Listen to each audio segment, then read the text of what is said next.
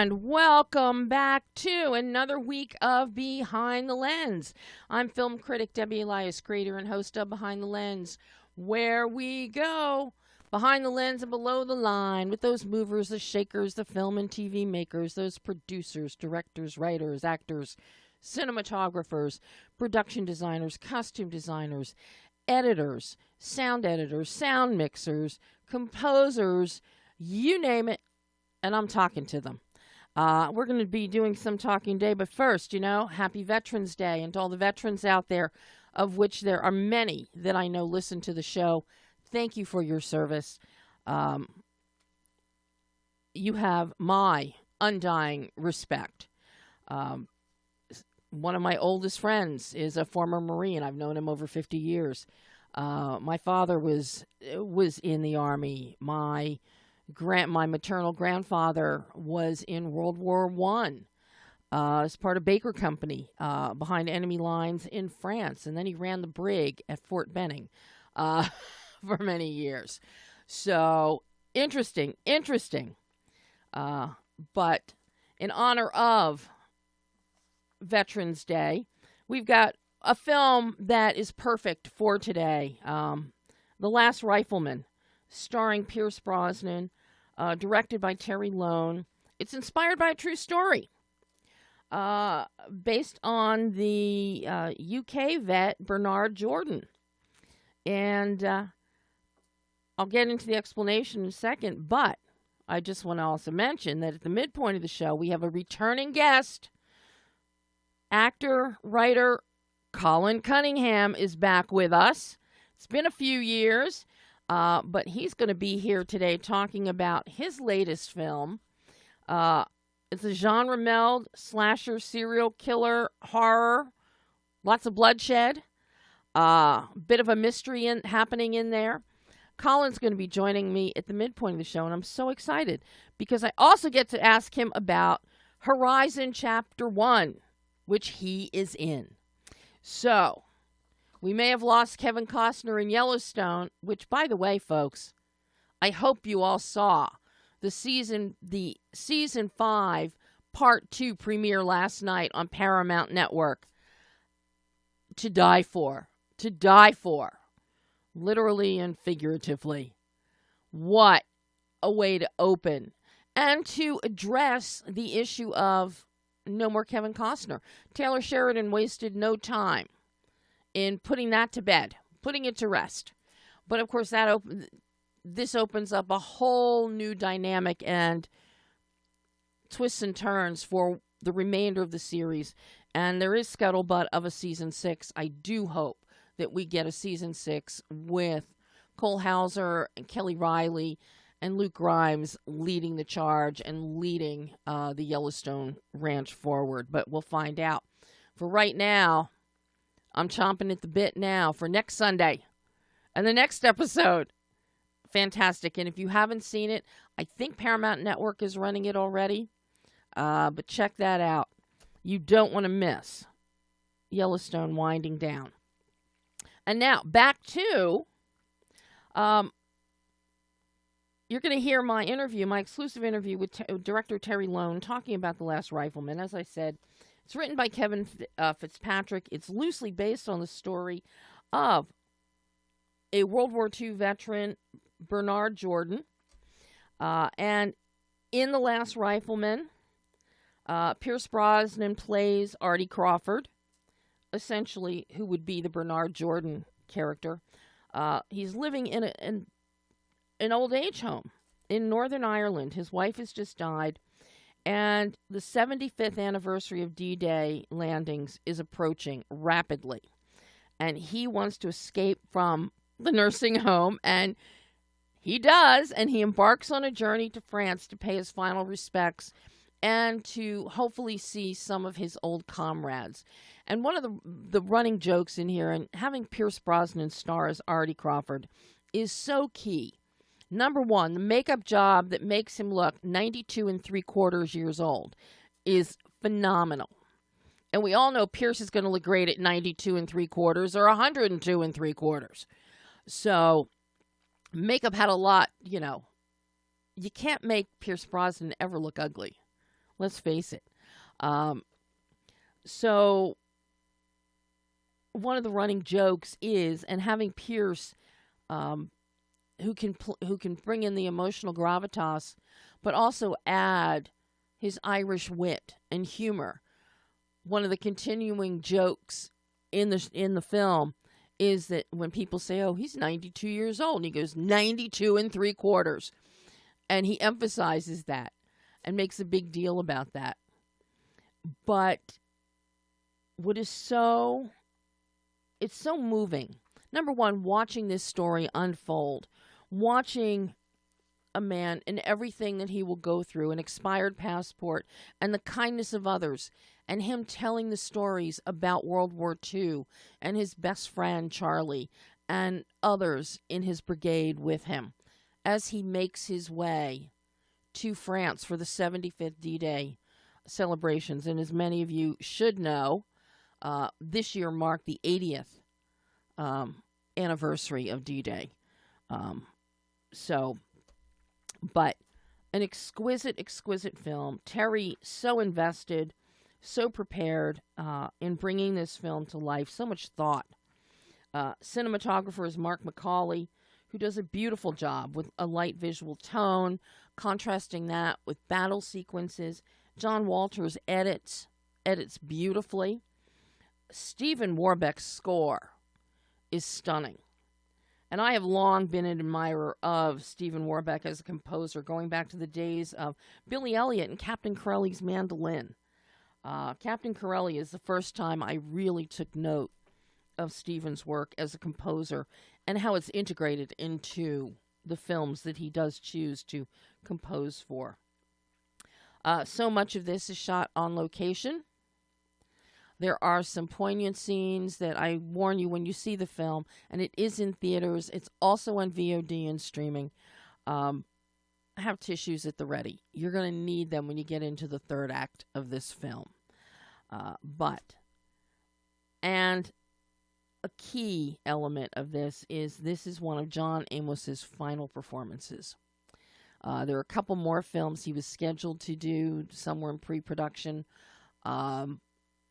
I don't think that any of that will ever come to fruition, so this could end up being the final screen performance of John Amos, who there's a scene between he and Pierce Brosnan, their two characters, that are just, yeah, that's a tissue scene too. But without any further ado, take a listen to my exclusive interview with director Terry Loane talking about the emotionally exquisite The Last Rifleman. Hello, Terry. How are you? I am very well, thank you. I'm feeling the unease in the world, having that everything seems to have changed in the last 24 hours, but I'm coping. It'll all even out eventually, yeah. I think. Yeah. It always does. It felt like it was never going to end, whatever the outcome. I have great confidence things will even out, Terry, especially when you see a film like The Last Rifleman and you see the emotion that a 92-year-old man brings to the table with his convictions and how life has gone on for him, no matter what has happened through the past 90 years. And I think that's a really important message that people can learn something from watching this film at this particular juncture in time. You have done an amazing job with this film, Terry. It is so beautiful. Thank you, but you know, there was a serious team of hardworking people. I can take a little bit of the credit for getting a great bunch of people together. You sure did, in front of and behind the camera. It's a very poignant film, not only because of the subject matter and the fact that this spoke about the 75th D-Day, and of course, we just honored the 80th D-Day earlier this year.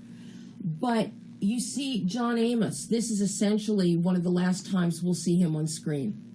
Yeah, I mean, we were so lucky to get John, and he flew halfway around the world to be with us, and he gave us everything. He was a joy to have on set, and I think it's on screen now. You'll see that the connection between Pierce and John as Artie and Lincoln, that there's something magical there. It was like two titans gently listening and experiencing each other's pain and sharing a bond, sharing a common experience. I was so pleased that it worked out so beautifully, because I think that scene is almost the heart of the film. I was tearing up. I had tissues at the ready.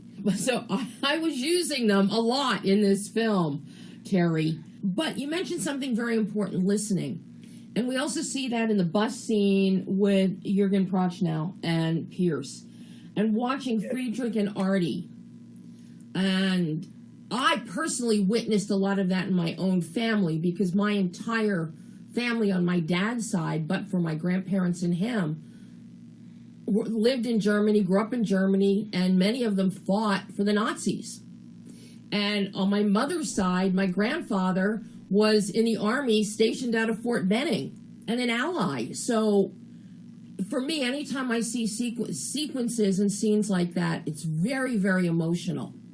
And those two do such a beautiful job, and to see the change in attitude that Artie has, that both of them have actually, and then the little wave, and just absolutely beautifully done. It all goes to the listening aspect of this film, the observational and the listening aspect, to want to hear the other side, to want to hear everyone's stories.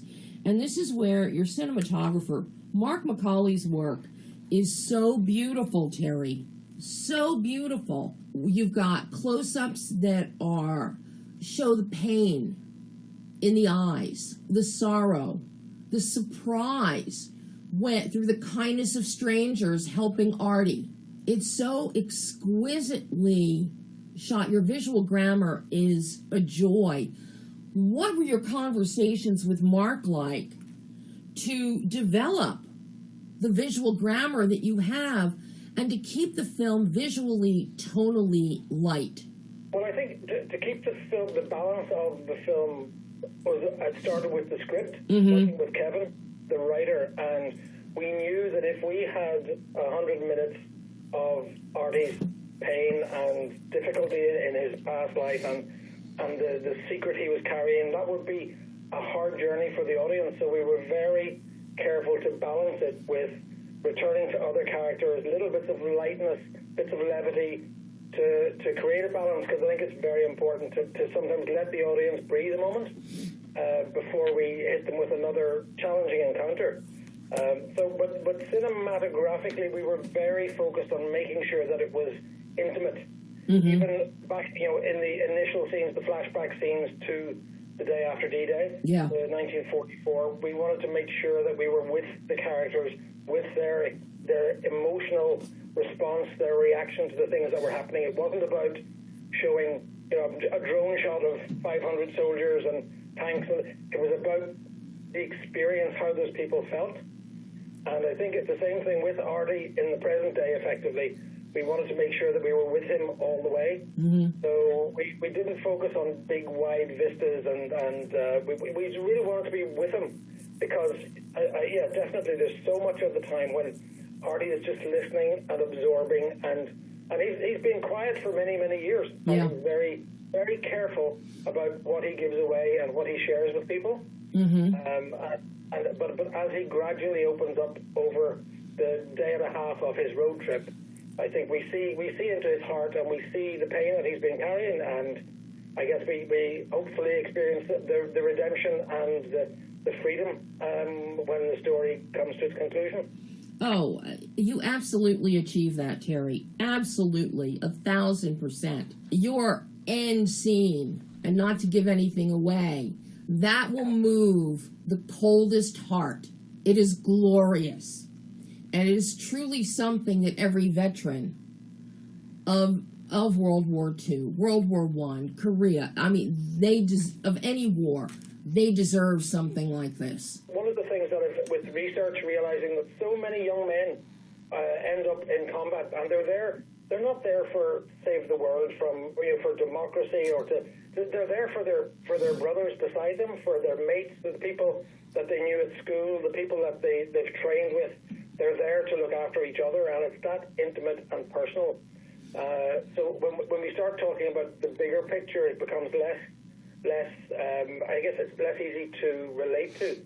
But when you're with these individuals, I think that's an important message, is that every single casualty of war was a human being with a life, and that's something that we can never forget.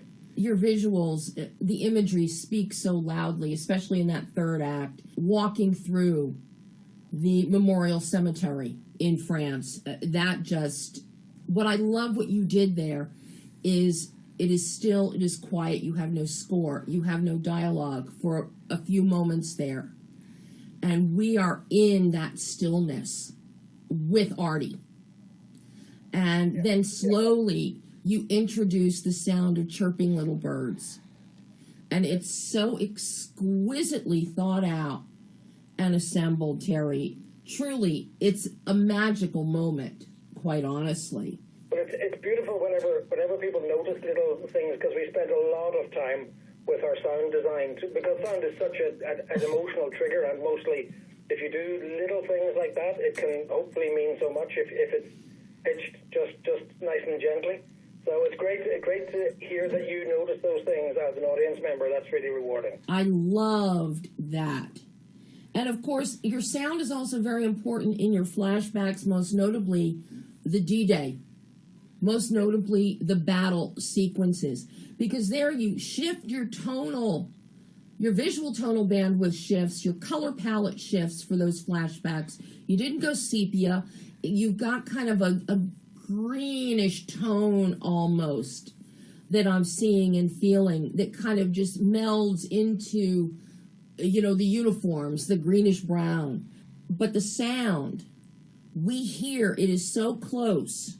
We are immersed in it. And this is, again, where you've got the camera in close for the intimacy of Charlie and Artie and what's happening. How difficult was that to put together those sequences with the young Charlie, the young Artie, in those battle moments? Well, the great thing was with younger actors, they will do anything you ask. Older actors have their own opinions, but the younger ones will just go for it. And I mean, we were lucky enough to find young James Keating, a relatively unknown actor who was, I thought, a perfect match for a young Pierce Brosnan with those beautiful eyes. He has one line of dialogue, but that face could break hearts. I think that all the extras, again, we were trying so hard to make it an intimate experience that it wasn't Saving Private Ryan. We didn't have the scope to do that, so we wanted to keep it compact. And the shock of how things break out, I think, is very important through the sound and through the music. And when we pull the music away, because I think Stephen Warbeck deserves great praise. The composer, he did a beautiful job. Yes. I love Stephen Warbeck and his scoring. I first really fell in love with his work on Captain Corelli's mandolin decades ago. His score here is so lovely. And for much of the film, it has a slight, almost a lilting, like an Irish lilt undertone to it. So we get a little bit of whimsy and some of the fun that happens, the little moments of Artie with the kids in the car and Artie in the RV. And we hear that come through in the music. But it's very personal. And it fits Artie. The music fits Artie and his life. So I'm curious what you and Stephen, what were your conversations with Stephen like for what you wanted musically? Well, the great thing was I sent Stephen the script at an early stage. And he fell in love with it, as everybody did that we brought it to. And I'd worked with Stephen before on my first film, Mickey, Bo and Me, back in 2004. So we had a great rapport. And the great thing with music is Stephen would just send some ideas, some little riffs on the piano, and we would talk about what was right, what was wrong. But there was an intimacy, I think, was the thing that we talked about a lot. And the great thing is that I think I just have enough of a musical language to try and explain what I'm looking for, and Stephen seems to have a telepathic genius because it'll just come straight back and break my heart. Well, it definitely was breaking my heart. That, for all the moments when you don't have dialogue and it's observational and we are getting inside Artie's head, just the imagery and the music just is a perfect meld, Terry. It's really beautifully done. The film actually moves by very quickly. For me, I couldn't believe it was over when it was over. And much of that is due to being so invested in the character of Artie. But I'm curious about how difficult or challenging the editing process was on this one, working with your editor, John Walters, to find this balance between intimacy and solitude and engaging with others, or inching in to engage with others, as Artie was doing. How challenging was finding that balance? Yes, absolutely. I mean, you mentioned about it being over quite quickly. I don't think too many of us leave the cinema these days and say, that film was far too short. And we were quite ruthless in making sure that each miniature episode was as tight as it could be. So we did shrink some scenes down. The scene with Jürgen on the bus was a lot longer and was beautiful on the page, but when you get people like Pierce and Jürgen giving those performances, that you can strip away a line here and a line there, and their faces just tell us so much. So it was a joy to edit. It really, really was.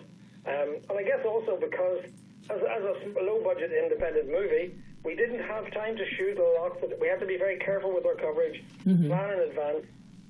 So we there was very little waste. Everything is so well contained, and yet we feel the scope of Artie's travel from the nursing home and across the channel to get to France, and we feel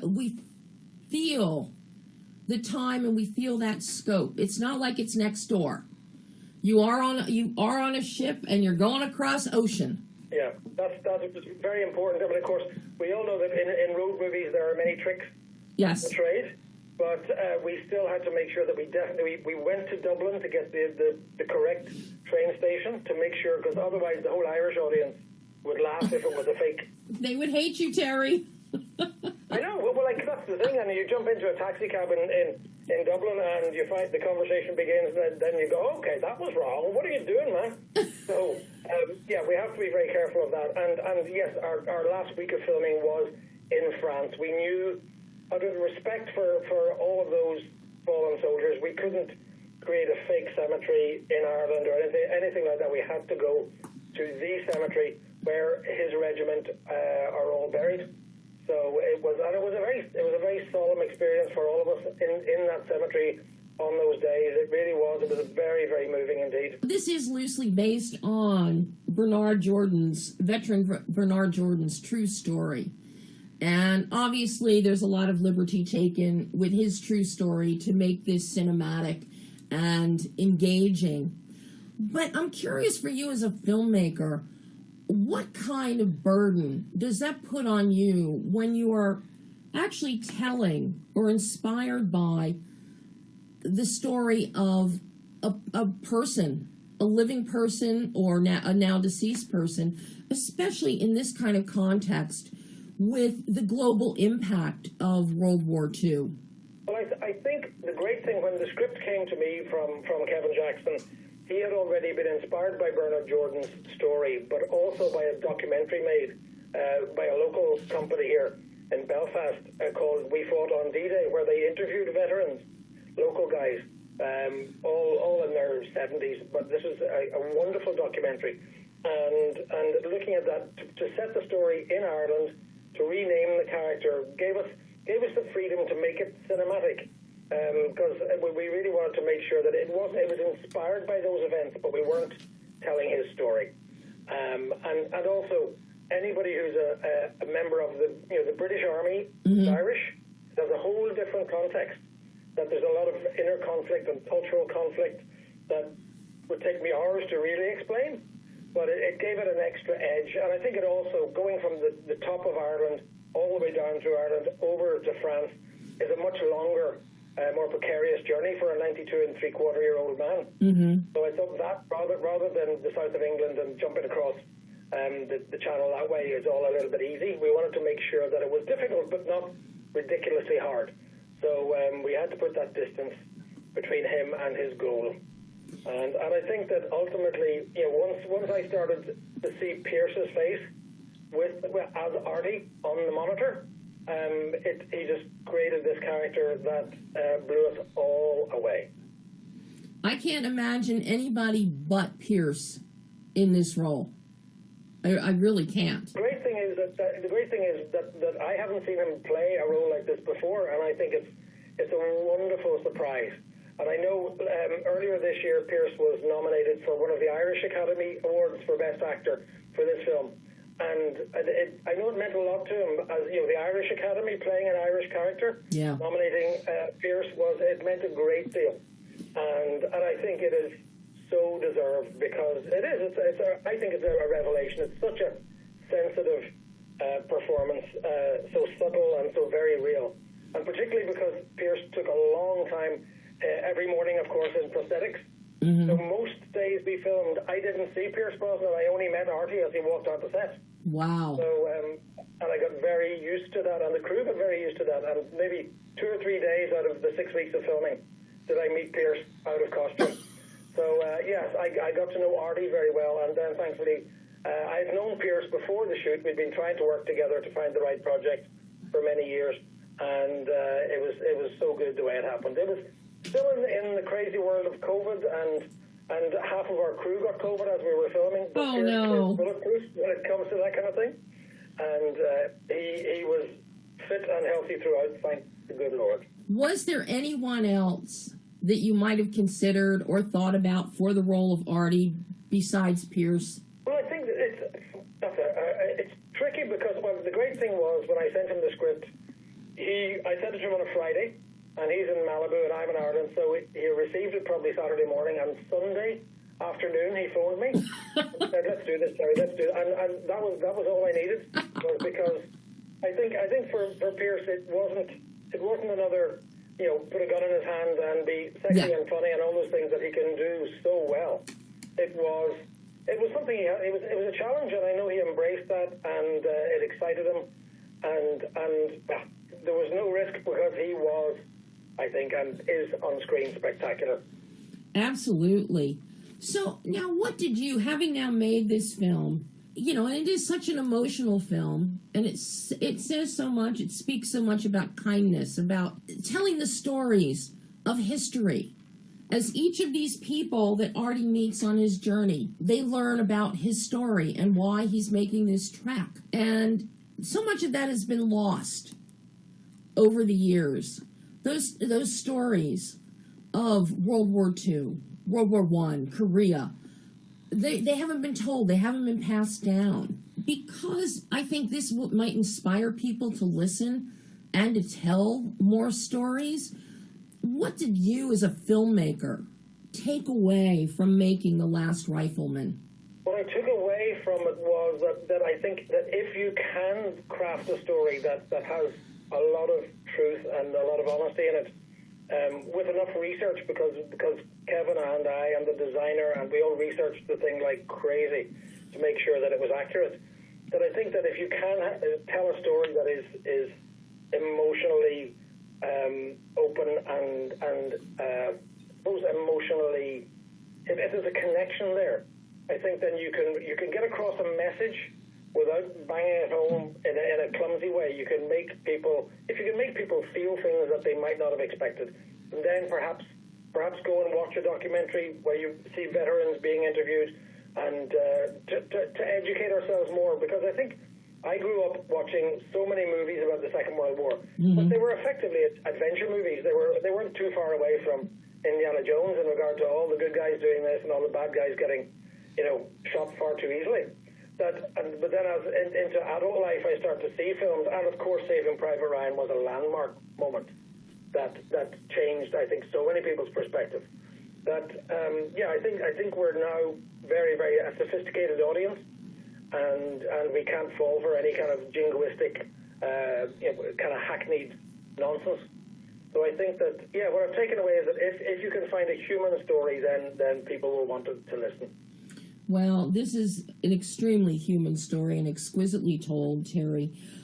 Are you working on anything else now, or just getting The Last Rifleman out into the world? I'm always thinking about the next project. Because we finished the post-production on this over a year ago. Mm-hmm. So So I have a number of different things, spinning plates, as we say, a number of different possibilities, some very interesting things. So it's a tricky time for independent film these days. It sure is. But it's never been easy. So to friends of mine who always ask, how do you keep going in between these projects? I said, well, you don't give up. If you give up, you fail. So I now have some really interesting scripts that come my way. So it's very exciting, and the joy of having worked with Pierce and having worked with Ciarán Hinds in my previous movie, and Julie Walters. It's great. It helps when other actors are willing to take a risk to work with me as a first-time director in their world. So it's easier now. It's a little easier now to talk to the actors that you want to work with, and when they can see the work that has come before, it makes all those things maybe a tiny little bit easier. But I'm looking forward to getting back behind the camera again. I can't wait to see what you bring us next, Terry. The Last Rifleman, it is exquisite. Thank you so much. This has been so lovely getting to chat with you this morning. Or this afternoon. It's afternoon. It's evening. It's evening for you. It's nearly bedtime. Oh, my goodness. Yes, it's lunchtime for me. Bedtime for you. Thank you so much, Terry. This has just been wonderful, and I hope we get to chat again in the future. I hope so. After my next movie, Debbie, come find me. I will hunt you down. I will. I promise. I'll hunt you down. Thanks so much, Terry. You have a great evening. Okay, take care. And that was director Terry Loane talking about The Last Rifleman. See it. Especially, many of you are off work today. Go find it in a theater right now. Sit down at home and watch it. In honor of the veterans. It's a wonderful film. An absolutely wonderful film. And, as a point of reference, part of the research that Terry and writer Kevin Fitzpatrick did, they also watched a documentary called We Fought on D-Day. And it is a documentary that has extremely rare footage of the Northern Irish soldiers during World War II. And that helped to keep the whole Irish flavor of The Last Rifleman going. So, but now we're going to shift gears here. And, we're really shifting gears here. And we're bringing him back. Colin Cunningham is back with us. Hey, Colin. Debbie, can you, first off, just a little bit of a sound check. Can you hear me okay? I can hear you okay. Pam, does he sound okay? She's nodding her head, yes. Okay, because I'm sitting in the back of a bus. Excuse I'm not driving. I'm in the back. Excuse I'm literally you? Yeah, I know. And I'm sitting right over the axle, and I've got a big coat over my head so I don't bother the other passengers. I'm so sorry. Colin. And Tim could have scheduled you for next week or even the week after. No, I said I want to talk to Debbie today. Waste no time. I don't care where I am. I was actually going to go into there's a bathroom on the bus, and I was going to go in there for 15, 20 minutes, and I thought, well, that's probably not a good idea in case somebody needs to go. That's true. You're being considerate. You're being so considerate. But I am so happy to have you back on the show. I'm happy too. Thank you. It's been way too long, but you've been a busy little boy. And now, the last time you were here, we talked about Little Pink House. That's right. Now we're going to talk about He Never Left, which is nothing like Little Pink House. Little different. Little on the different side.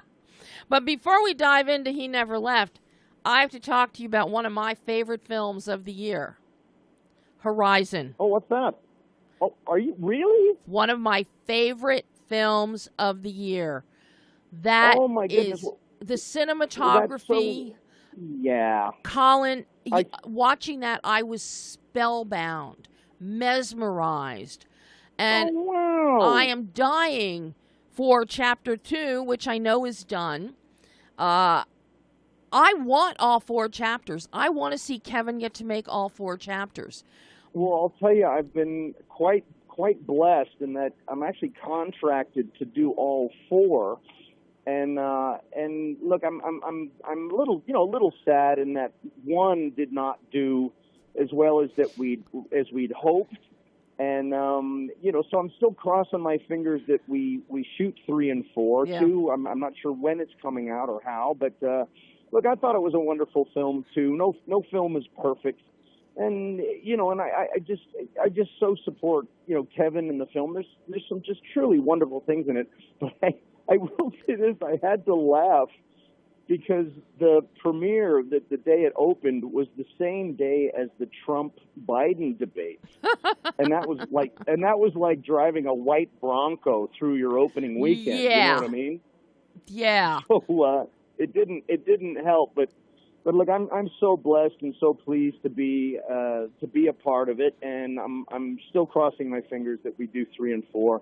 I on a personal note, I can't see anything stopping Kevin. Kevin is he's a different kind of human being. Like he just vibrates at a different frequency, and he doesn't know the word failure.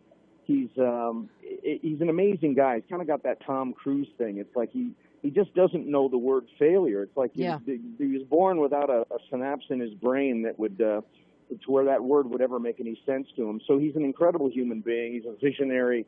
And it was an honor beyond belief just to be invited to come on and play, And of course, my part gets bigger and bigger as we go along. So I'm still crossing my fingers that it comes to pass. Well, I'm crossing fingers, toes, eyeballs, and anything else I can think of because it is one of my favorite films of the year.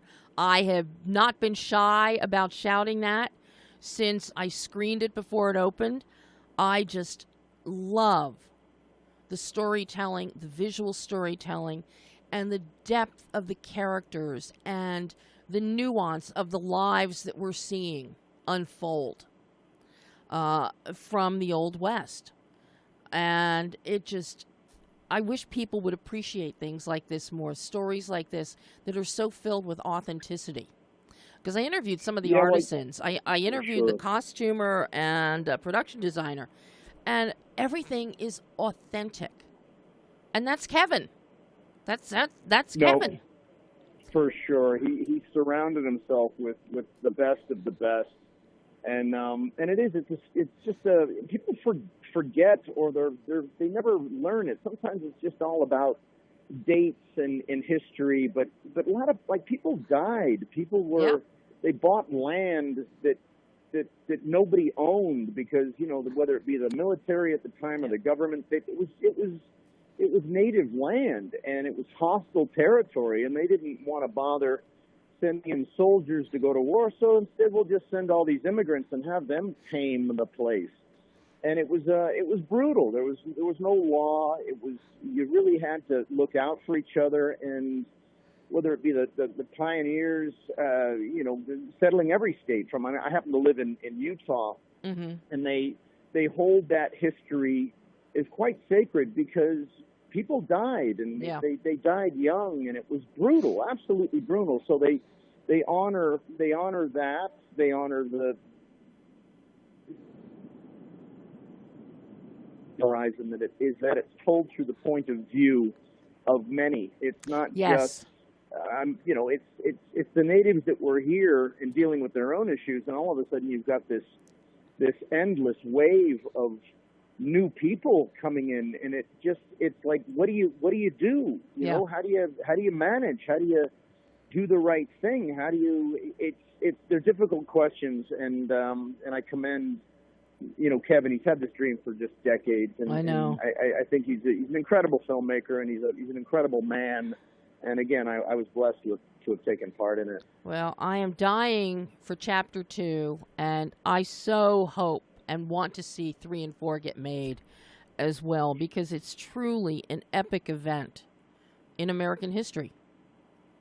No, it absolutely is. It was also, I will say, historic in just how it was shot. Yeah. Because nobody's making movies like that anymore. If you want to do a Western epic, you go inside a big sound studio. Yeah. There's a roof on it, and it's all green screens and computers. When you were out there, what you see is what I saw when I was standing there. I mean, there's, 200, cavalry, cowboys and Indians and the town, and I mean, it was all really there. It was one hell of an experience. It really, really was. I mean, this is a John Ford Western. That's how, he made them out there in Monument Valley. And because I knew a lot of guys that worked on those films, many of whom have passed on now. But those filmmaking days, that kind of filmmaking, you just don't see anymore. No, you just don't. So it was really nice to see. We all knew we were on something special, as in it was just like, they don't do this anymore, and God only knows when they'll do it again. And it's with the advent of AI and again computers and special effects, but you could feel it, and when the wind blew, and there's a spirit out there that's humbling. It really is. Well, and luckily we have more horizon to look forward to since Kevin just got killed off of Yellowstone last night. What a death, let me tell you. But something else that is just like, talk about what a death. How about He Never Left and a new serial killer named Paleface? Yeah. Oh, my God, Colin. I have never seen you in a role like this before. You were off the rails as Gabriel in He Never Left. Off the rails. I so appreciate. Look, I so appreciate that. Thank you. I mean, look, as an actor, everybody loves to, just loves to work. But sometimes that involves, selling paper towels or automobiles during the commercial break. But every now and again you get a part that you actually get it, and it's the kind of part that is the reason you got into the business or into acting to begin with. And what was interesting for me about this was that it was a Halloween slasher movie. But when I read through it, I just saw this character. And it was different. It was like, it really is more of a thriller than a Halloween movie. It really is. It really is. And I thought, oh my God, this character is incredible. He's a bad guy, and he's kind of in his own personal hell. And that's kind of what makes the movie a little different. You have characters that, they're not cheerleaders that run out of gas and end up knocking on the door of Satan's house. Instead, they're people that are already kind of in their own personal hell, and they bring it to Satan's door, in metaphorically in many ways, So I just saw this bad guy, but he's not too bad, but he accidentally, in many ways, he accidentally kills a kid, and he's got to hide out in a motel for 2-3 nights, and of course, the motel has a history, and it has its own thing going on, but he can't call anybody, he can't tell anybody where he is, he can't let anybody see him, and he can't leave. And while he's there, he hears what he thinks is maybe a murder next door. But again, he can't call the police, he can't do anything about it. So what do you do? And I just saw, instead of it just being kind of a one-note bad guy, I just saw these themes of redemption and atonement and the wages of sin, and yet we're going to kind of use this horror movie as a way for him to I don't want to say get better, but there's an arc, because he starts off paranoid, freaked out, totally bouncing off the walls in a trunk, and yeah, exactly. We meet Gabe in a trunk. That's right. And yet, by the end of the movie, he's kind of a Zen monk. He's just there's nothing left of him except for he's given a new path. And I don't want to give anything away, but there's a point in the movie where he does get out, and he can make the choice of he can hop in the car and go back to his old life, or do something different. And he makes a choice that's perhaps one of the first choices as a new human being. Mm-hmm. And his choice is it's one hell of a choice that he makes. But anyway, I just as an actor, you pray for stuff like this, because so often, again, you're selling paper towels or you're on a cop show or a doctor show. And for me as an actor, it was really, really nice to just kind of do a deep dive into a character that I could just sink my teeth into. So thank you.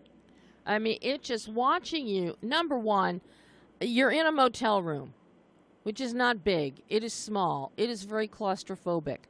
We are feeling Gabriel's claustrophobia of being trapped in this room. The way that you can only like peek out of the side of the curtain at the window. You don't want to go near the door. You don't even want to look out the peephole because, for people that don't realize that, when you stand at a door and you look through the peephole in the door, the person on the other side can see it suddenly get dark and the light disappears. So, I mean, right. Poor Gabriel.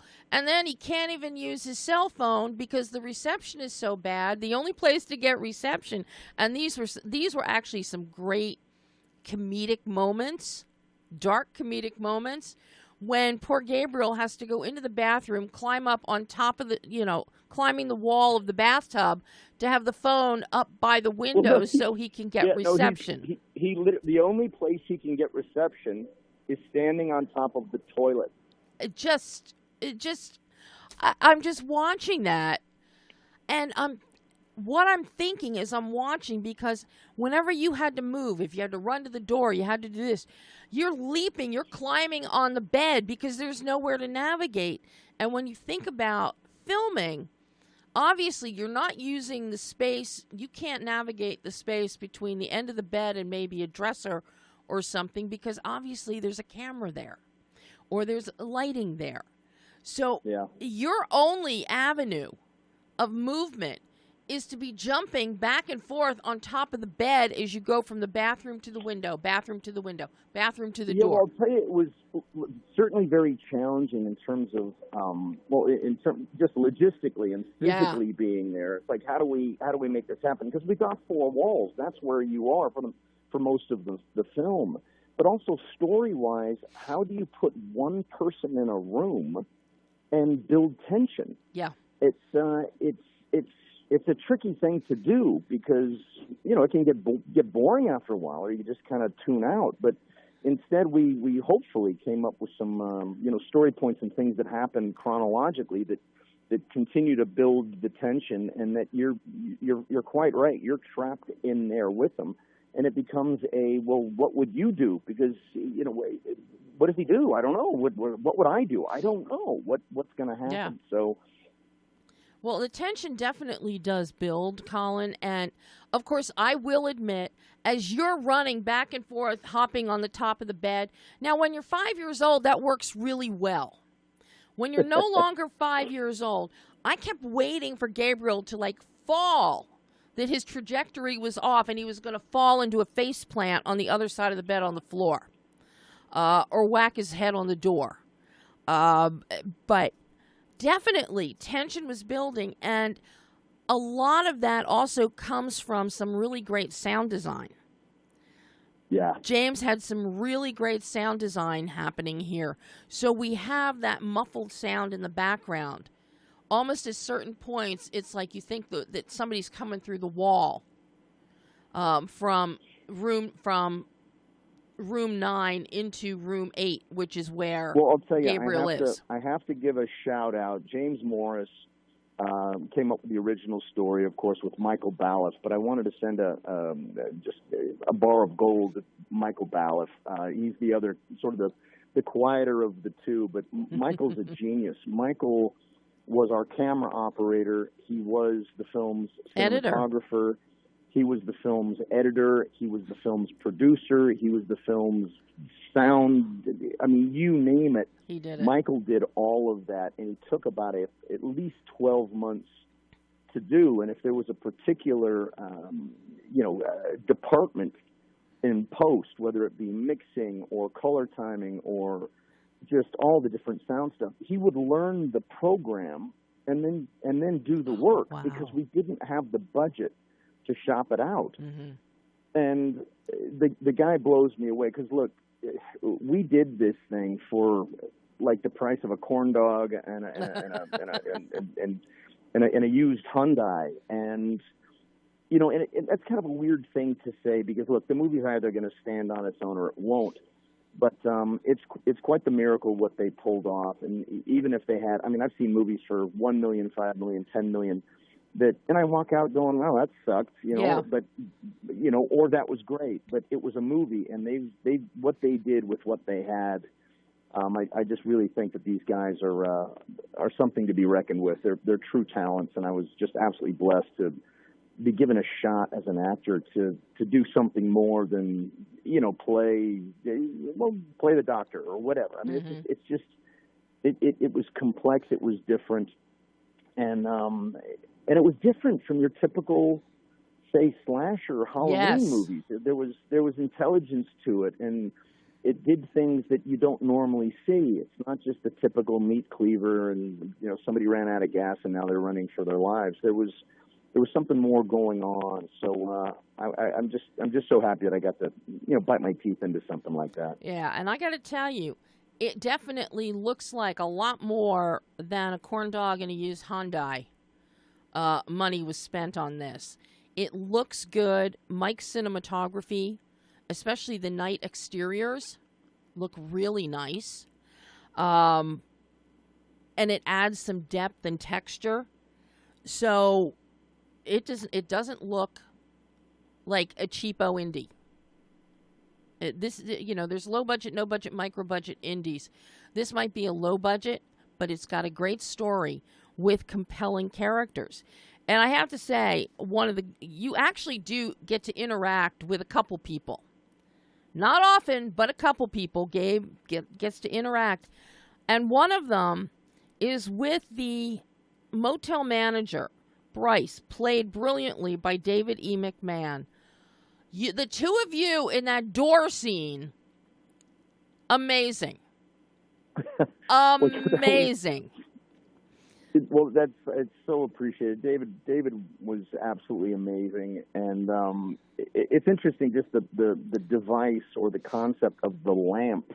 Yes. James first had this idea of the lamp, and then we expanded it. But it's weird. It's basically, there's a scene in the film, for anybody that hasn't yet seen it, where the manager gets word that a lamp broke.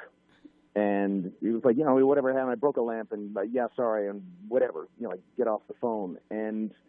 But because again, he's hiding out, and he's not supposed to be there. Somebody else is. His girlfriend, played by Jessica Staples, is the one who checks into the hotel and then sneaks Gabe in. But anyway, when she accidentally says to the manager that she broke a lamp. Yeah, sorry, I couldn't get to the door. And so now he starts coming over to the room with a lamp. And, of course, she's not in the room, but Gabe is. He can't be seen. And it's ridiculously comical, but it's also really tense because – and yet it's about a lamp. But, again, we didn't have the money. And it was like, how do we build the tension? And it's like, you know, sometimes you break something in a room, but now the manager's coming over. Yep. He's knocking on the door. Gabe can't answer. So, of course, the manager's going to have to, he thinks there's somebody in trouble, the young girl in the room, and so he pulls through his keys. And so it was a wonderful scene to play with David, and it was again, just really interesting to see that in a script, because it's just little things like that you just don't often see. And, of course, Mike's cinematography there, the camera blocking was so great, and the way he cut it so that we keep seeing Bryce's foot in the door. We keep going back to Bryce's foot in the door, and you are using every ounce of your shoulder or your splayed hands trying to shut that door on his foot, which was a very fat foot, really. So you weren't going to shut the door on the foot. But in panic situations, you don't think of those things. Yeah, because Gabe's just like, yeah, no, because he's talking to him behind the door, saying, yeah, no, we're fine. I don't need a lamp, you know. And then he goes to shut the door, and the manager, David, sticks his foot in the door. Yep. And it just things get, and then of course Gabe's phone rings because that's his ride, and he's been told under any circumstance you must answer the phone when we call. So now it's ringing, in the bathroom, but he's got to deal with the manager and the lamp, and it's ridiculous, but it's also very real, very true, and it was a delight to do. And what's so funny is the entire time, manager Bryce never lets go of that lamp. He keeps that in his right hand, no matter what. Doesn't set it down. He keeps holding on to that lamp. So these little things, just these little elements, add so much, Colin, to this. And then, of course, in the third act, you get an absolutely gobsmacking scene with Carla, who plays this character of Michelle. Yeah, Watching, I don't want to give anything away, but again, it's sort of where the wages of sin. There's a high price to pay for this man, and again, look, he's not a sympathetic character. He's not somebody you would normally like, and he did, accidentally or otherwise kill somebody in a botched robbery, but he's certainly not as bad as the hell that he's in terms of this motel and the people that run it and the serial killer that's connected to it. So I mean, and it's quite the scene. Uh-oh, did we lose you? Can you hear me? Oh, there you are. Hello? There you are. Nice. I'm sorry, I'm still in the bus. I know you're still in the bus.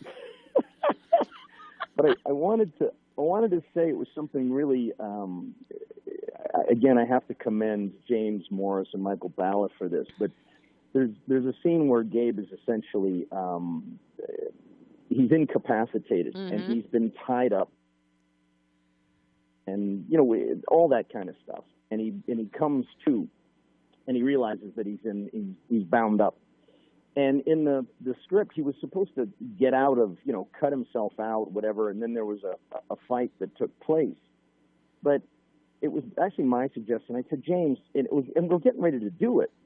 I said, I don't know, the whole getting out of the duct tape bit and then getting into a fight, like we've seen it. Every movie that anybody's ever been, zip tied or duct taped, they always get out. Yeah. And it's kind of silly. And he said, well, so what do you suggest? I'm like, well, what if he doesn't get out of his restraints? And he's like, well, what would happen? And I'm like, I don't know. I honestly don't know. I have no idea what would happen. Why don't we just start shooting and we'll find out? And so that created that instead of Gabe getting out, because you're not going to get out. I mean, I don't want to think about these as real life situations, but I mean, you're not going to get out. If somebody's taken the time to tie you up, odds are it's gonna hold. Yeah. But it became this cat and mouse now because David now saw someone who couldn't get out. And so what does the cat do to the mouse when he knows the mouse is condemned is you play with it. Yep. You play with it. So it becomes this kind of cat and mouse thing, and Gabe doesn't know what to do, but all that go again in camera, just intuitively kind of figured out and knew what to do with it. But yeah, the original scene was Gabe got out, and then they have this big fight, and something happens. But instead, I'm like, well, what if he doesn't? Yeah. But again, these guys were so open to the creative process and story. It was like, well, what if I don't know what'll happen. Okay, great, let's shoot that. This definitely sounds like this has been one of your most creatively collaborative projects that you've worked on, working with James, working with Mike, and the input and the ideas free-flowing amongst the three of you. There's no question about it, and like I said, it really is a gift, because, look, I've been blessed. I mean, I really, really have. I did 5 years with Spielberg, and I was on, Stargate for on and off for 10 years, and Preacher, and, I've been really lucky to work on some wonderful shows. But often, there's a lot of money involved. There's corporate involved. The suits are involved, and you're not able to contribute or experiment in ways, because we just can't do it. Whereas with this, it really was. I really felt like I was part of a company, because these guys, they didn't have any of those resources. But what they did have was a hunger to do something different, to make a movie, and to sometimes you got to close your eyes and fall backwards and just have faith. But these guys burn to tell stories. They burn to make movies, and to be in that kind of company, and to bring your game to it as a real contributor to it is it's just wonderful. It's just absolutely wonderful. So it's unless you're at the caliber of Denzel, where you can do that at that level with that money. It's these small independent films that are just filled with heart and hunger, and you get to show up and it's like, let's do this.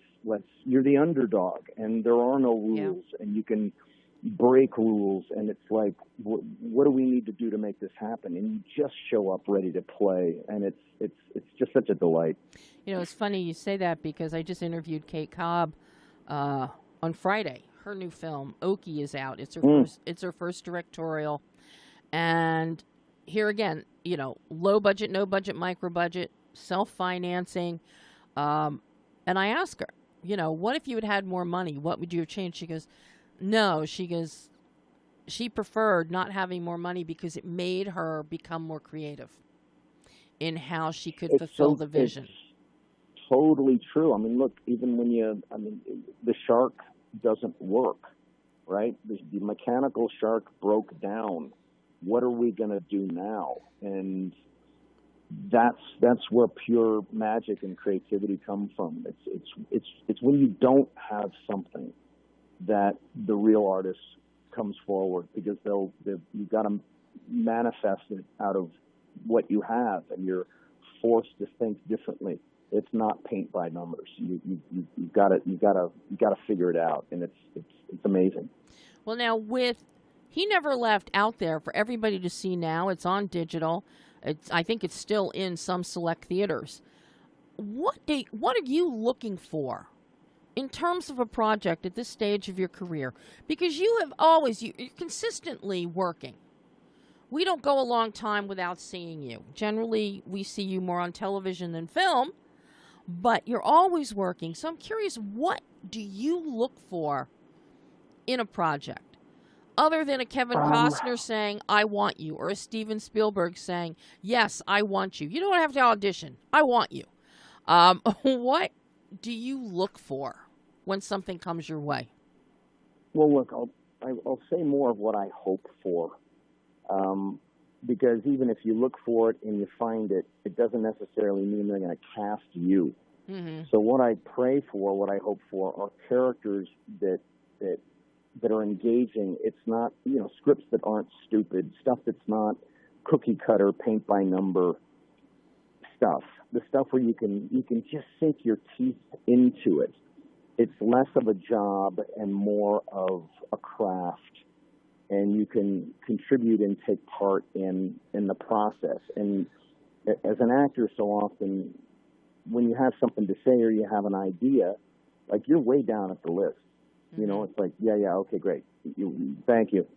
Whereas when you get a good part in a team, and your voice is heard, and I'm able to bring my toolkit and my passion for this thing called acting, and to really get in there and to take a deep dive and to be a part of something that hopefully will be good, because you never know in the end. Mm-hmm. So it's also luck of the draw. You can have a great part in a great script, and even with a great director, and then when the movie comes out, it sucks.